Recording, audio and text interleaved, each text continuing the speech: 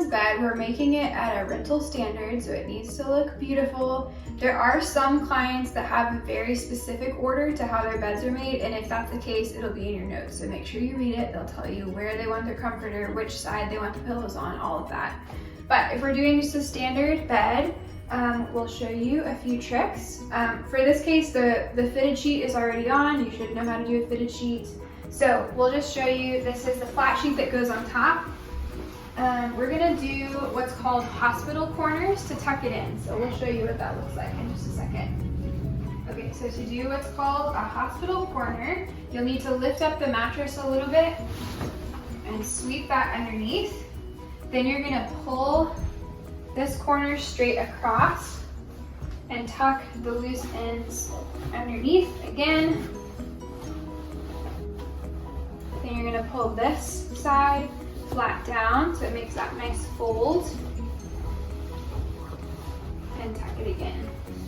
And I'll continue tucking this down just to get it out of the way, but you'll want to leave some room here because people will be folding the top sheet down. Okay, so we have the flat sheet on, and we've also put on the comforter at this point. For this particular bed, we did hospital corners for the comforter just the same way that we did for sheets, but I would say in most residential homes that won't be the case. It's a lot more casual, so just look at how they have the beds in their home and just do what makes the most sense and what looks the best. So we're gonna now fold down on top of this to look nice. We'll tuck in the sides, which again may not be applicable for all beds, but for this one it is. And then we'll get ready to put the pillows on. All right, we're gonna put our cases on our pillows. In this case, we have a king pillowcase and a standard pillow. So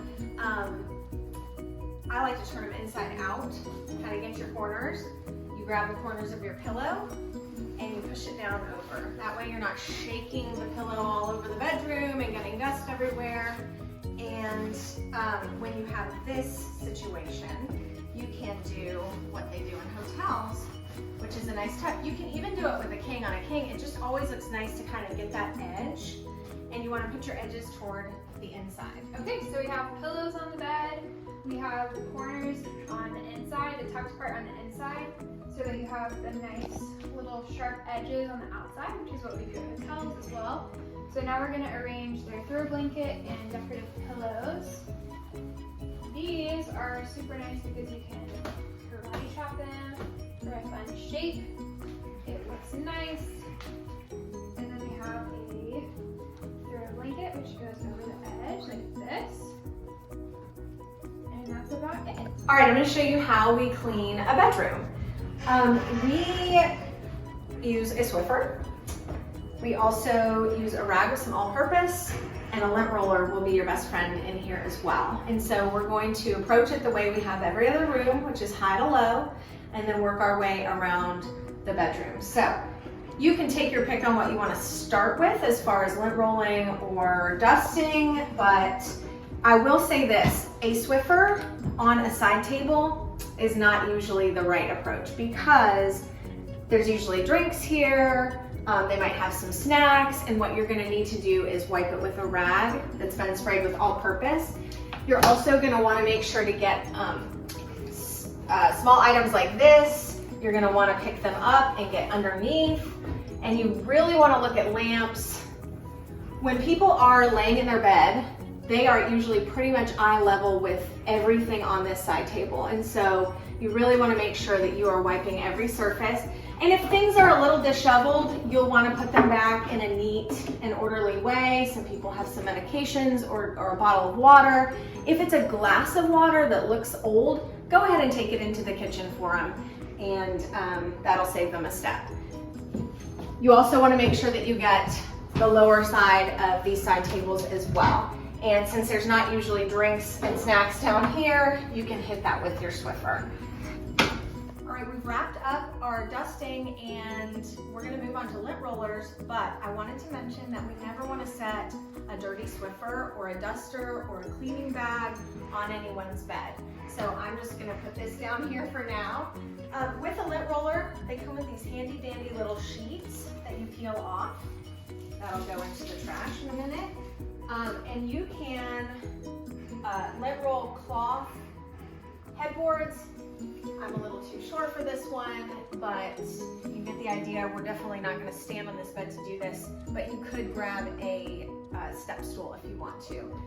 I can almost get all of it, but you can do lint rolling on somebody's comforter if there's just a lot going on there. You can also, now this is already pretty dirty, and so I'm going to peel this off again. Whoops. If it'll cooperate, sometimes they don't. And we can go ahead and lint roll fabric light shades. And these collect dust really easily. And like I said, people are in their beds, they're looking at this, they see this really close up every night. And so it's a really nice touch to have that taken care of. All right, we've worked high and all the way around the room, and now we're gonna hit the floors underneath these side tables is really important. So typically in a home, there are a lot of cords down here. You've got cell phone chargers and things like that. You want to be careful not to vacuum them up, but also the best approach that I've found is just to take a cloth with all-purpose cleaner, lift the cords up and get under those cords back there. If you really cannot reach them or it's too tight of a space, grab your Swiffer, get in there, baseboards underneath the furniture, both sides. And then underneath side tables is a really great spot for things to hide. And so we can usually find a lot of things under there as well. And if you just want to neatly place them back on their side table, that would be helpful.